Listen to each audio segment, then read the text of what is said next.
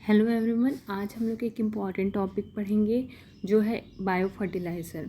Bio fertiliser जो है वो दो वर्ड से मिलकर बना है, एक बायो और दूसरा फर्टिलाइज़र। बायो वर्ड हम लोग किसके लिए यूज़ करते हैं? बायो वर्ड हम लोग यूज़ करते हैं किसी लिविंग ऑर्गेनिज्म के लिए, और फर्टिलाइज़र का मतलब हम लोग सब जानते हैं जो कि प्लांट के ग्रोथ को प्रमोट करता है। तो बायो फर्टिलाइज़र क्या होता है, देखिए यहाँ लिखा हुआ है, it refers to the use of microbes instead of chemical to enhance the nutrition of the soil. मतलब जो प्लांट ग्रोथ है उसको प्रमोट करने के लिए अगर हम लोग लिविंग ऑर्गेनिज्म मतलब कि माइक्रोब्स का यूज़ करें तो हम उसे बायो फर्टिलाइज़र्स कहते हैं। एक बायो फर्टिलाइज़र होता है और एक केमिकल फर्टिलाइज़र होता है। Over the year chemical fertilizers have helped the farmers to increase the crop production to meet the increasing demand. However, the use of fertilizer is harmful because they cause air water pollution and also deplete the minerals from the soil. जैसे कि हम लोग जानते हैं कि अगर हम लोग कंटिन्यूसली केमिकल फर्टिलाइज़र्स जो होते हैं उनका यूज़ करते हैं तो जो सॉइल की फर्टिलिटी होती है वो डिक्रीज़ हो जाती है, और साथ ही साथ ये सॉइल पॉल्यूशन, वाटर पॉल्यूशन और एयर पॉल्यूशन कॉज करते हैं। तो इस तरह से हम लोग देखते हैं कि ये जो बायो फर्टिलाइज़र्स है उसका यूज़ इम्पॉर्टेंट है, उसे यूज़ करना चाहिए हमें, क्योंकि ये जैसे अगर सॉइल की फर्टिलिटी लूज़ हो गई है तो वो वापस से रिस्टोर करता है। और जैसे कि हमने पढ़ा कि अगर हम लोग केमिकल फर्टिलाइज़र है उसको लंबे समय से यूज़ कर रहे हैं तो जो सॉइल की फर्टिलिटी है वो डिग्रेड हो जाएगी। और एक रीज़न ये भी है कि जैसे जैसे इंडिया जो है वो डेवलपिंग कंट्री है, तो डेवलपिंग कंट्री इंडिया में ऐसा तो नहीं है कि सारे फार्मर्स के पास केमिकल फर्टिलाइज़र्स था वो सारे उसी के ऊपर डिपेंडेंट हो। तो हम लोग के पास कुछ एक अल्टरनेटिव होने चाहिए, तो ये बायो फर्टिलाइज़र्स जो हैं वो एक अल्टरनेटिव के रूप में भी काम करते हैं। तो इसका टाइप्स है, 3 टाइप्स के हैं। Followings are the types of biofertilizers: bacteria, fungi and cyanobacteria. Bacteria, पहला है bacteria. The great example of biofertilizer is nitrogen fixing nodules on the root of legumes. The nodules are formed by association of bacteria rhizobium with the roots of this plant. This association is beneficial and is therefore called as symbiotic. अब देखिए, जो leguminous plant होते हैं ना, leguminous plant मतलब जो P के plant होते हैं, लेंटिल्स जो होते हैं, या फिर क्या बोलते हैं, ये सब जो होते हैं पी, और जो हम लोग दाल यूज़ करते हैं उनके प्लांट जो होते हैं, जैसे ये प्लांट है तो इनके जो ये रूट्स हैं, तो रूट्स में ऐसे नोड्यूल्स फॉर्म होते हैं, ऐसे नोड्यूल्स फॉर्म होते हैं। इसी नोड्यूल्स में राइजोबियम जो है, राइजोबियम एक बैक्टीरिया होता है, वो रहते हैं। तो ये नोड्यूल्स जो है वो फॉर्म होता है जब एसोसिएट होते हैं राइजोबियम बैक्टीरिया इसमें, और ये एक सिम्बायोटिक रिलेशन फॉर्म करता है। सिम्बायोटिक रिलेशन कैसे फॉर्म करता है? सिम्बायोटिक रिलेशन मतलब होता क्या है? पहले तो सिम्बायोटिक रिलेशन ऐसे रिलेशन को बोलते हैं जिसमें जो दोनों ऑर्गेनिज्म है वो बेनिफिट होते हैं, दोनों म्यूचुअली एक दूसरे को हेल्प करते हैं। तो किस तरह से वो दोनों एक दूसरे को हेल्प करते हैं?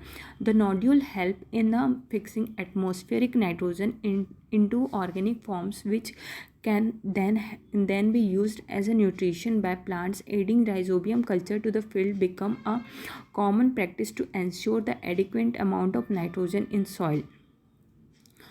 अब देखिए, जो नोड्यूल्स हम लोगों ने देखा था कि रूट में नोड्यूल्स जो बने थे, एक्चुअल में क्या होता है कि जैसे एटमॉस्फेयर में 78% नाइट्रोजन है, लेकिन वो नाइट्रोजन को प्लांट जो है ना वो डायरेक्टली यूज़ नहीं कर सकते, तो इसके लिए एक नाइट्रोजन फिक्सेशन का प्रोसेस होता है, तब जाके जो एटमॉस्फेयर में नाइट्रोजन है उसको प्लांट एब्जॉर्ब कर पाता है नाइट्राइट या यूरिया के फॉर्म में। तो ये जो rhizobium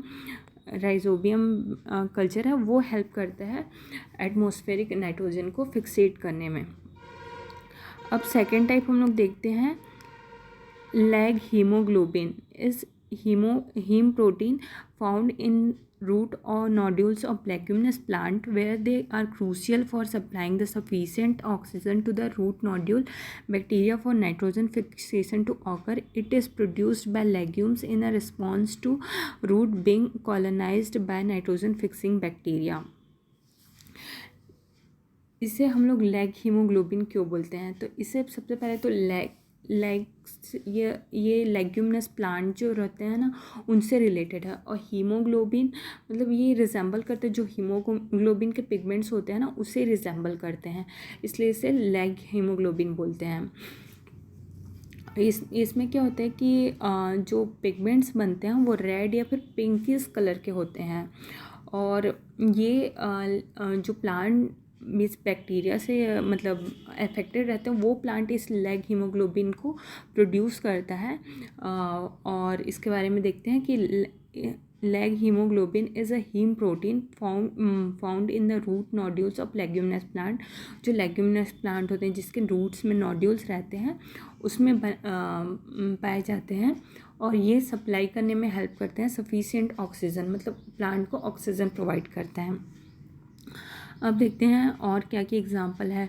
phosphate solubilizing bacteria such as Pantoea, agglomerans, P5 strain microbacterium और Pseudomonas putida are able to solubilize the insoluble phosphate from organic and inorganic phosphate source। और अदर एग्जांपल में क्या है, एजोस्पिरुलम and azobacteria. The bacteria are free living in soil. Azobacter is used with crop like cotton. Azobacter भी एक bacteria है जो कि use करते हैं हम लोग कॉटन, वीट, मस्टर्ड और मेज़ में। अब देखते हैं फंजाई के बारे में। जो हम लोगों ने जैसे रिलेशन पढ़ा था प्लांट और लेग्यूमिनस प्लांट और बैक्टीरिया के बीच में जो रिलेशन रहता है उसे सिम्बायोटिक बोलते हैं। वैसे ही जब फंजाई और प्लांट के बीच जो रिलेशन होता है उसे हम लोग माइकोराइजिया बोलते हैं। माइकोराइजिया क्या होता है, symbiotic association exist between plants and fungi too. This association is called as mycorrhiza. In this association, plant take organic molecules such as sugar by photosynthesis and supplies them to the fungus, and fungus supplies to the plant water and mineral nutrients such as phosphorus taken from soil. Plant that grow with this association also show other advantageous characteristics such as। तो इसका ये मतलब क्या है कि जो ये भी प्लांट और फंजाई के बीच भी एक सिम्बायोटिक रिलेशनशिप होता है जिसे हम लोग माइकोराइजिया बोलते हैं। अब इसमें ये मतलब दोनों एक दूसरे को बेनिफिट पहुंचाते हैं। कैसे, जैसे प्लांट जो है वो फोटोसिंथेसिस की मदद से कार्बोहाइड्रेट बनाता है, तो ये कार्बोहाइड्रेट फंजाई का भी काम आता है। और जो फंजाई जो प्लांट में रह रहा है वो उसके रूट को कॉलोनाइज कर देगा। तो रूट को कॉलोनाइज करने से क्या होगा कि अब जो वाटर का एब्जॉर्प्शन है या सॉइल में जो न्यूट्रिएंट्स है उसके एब्जॉर्प्शन में मदद मिलेगा। तो इस तरह से दोनों ही एडवांटेज प्रोवाइड करते हैं एक दूसरे को। और साथ ही ये 3 और एडवांटेज दिया हुआ है, tolerance to drought condition and salinity, resistance to root borne pathogen, जो पैथोजन्स जो रहते हैं उससे रेजिस्टेंस प्रोवाइड करता है और ओवरऑल इंक्रीज करता है प्लांट के ग्रोथ और डेवलपमेंट को। अब थर्ड टाइप देखते हैं साइनोबैक्टीरिया या फिर ब्लू ग्रीन एल्गी। साइनोबैक्टीरिया को ही ब्लू ग्रीन एल्गी भी बोला जाता है। इसका एग्जांपल है Oscillatoria, Nostoc and Anabaena. Some cyanobacteria can fix atmospheric nitrogen in anaerobic condition by means of specialised cell called as heterocyst. Heterocyst में also form under the appropriate environment condition when fixed in scarce. देखिए ये जैसे cyanobacteria है, ये ऐसे cyanobacteria के ये है साइनोबैक्टीरिया। तो इसके जैसे ये सेल्स है, तो किसी किसी सेल्स में ऐसे एक स्ट्रक्चर पाया जाता है जिसे हम लोग हेटेरोसिस्ट कहते हैं।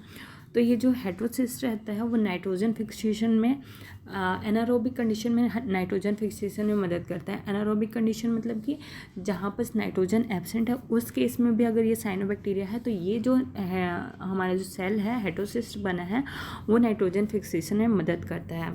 जैसे अब देखते हैं आगे में, The symbiotic association between the aquatic fern Azolla and Anabina is important in rice field। Azolla क्या होता है, जैसे हम लोग ये जो पानी होता है ना उसमें पनपने वाले एक छोटे छोटे बारीक पौधे होते हैं। ये तालाब या फिर झील में आप देख सकते हैं। ये मतलब तालाब में आप जब देखेंगे ना तो एक हरी चटाई की तरह ये दिखते हैं। और एनाबीना क्या है, एनाबीना साइनोबैक्टीरिया है। और ये जब राइस धान के खेत में रहते हैं तो नाइट्रोजन फिक्सेशन में मदद करते हैं। तो ये है पूरा आपका बायो फर्टिलाइजर्स। अब अगली क्लास में हम लोग इसके क्वेश्चंस को डील करेंगे। Thank you.